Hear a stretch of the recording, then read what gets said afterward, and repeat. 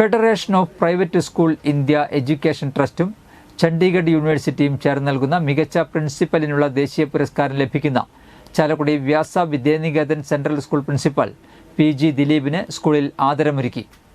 Chalakudy MP Benny Behanan ഉദ്ഘാടനം ചെയ്തു. Jagadguru trust secretary KP Haridas അധ്യക്ഷത വഹിച്ചു. വിദ്യാഭ്യാസ രംഗത്തെ കഴിഞ്ഞ 25 വർഷത്തെ മികച്ച സംഭാവനകളെ മാനിച്ചാണ് ഈ ആജീവനാന്ത പുരസ്കാരം.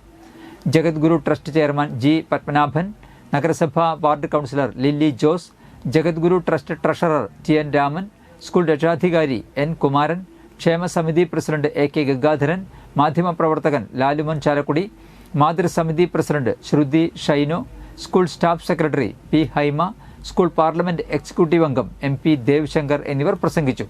സ്കൂൾ മാനേജർ U പ്രഭാകരൻ സ്വാഗതവും അധ്യാപക പ്രതിനിധി ഷൈനി ജോസഫ് നന്ദിയും പറഞ്ഞു.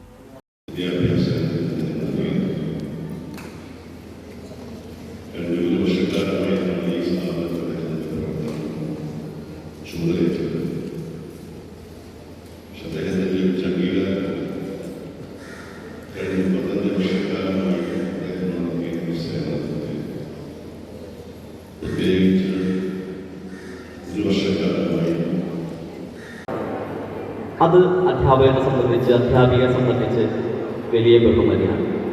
പക്ഷെ പഠിപ്പിച്ചുകൊണ്ടിരിക്കുന്ന സമയത്ത് തന്നെ ഒരു ബഹുമതി ലഭിക്കുമ്പോൾ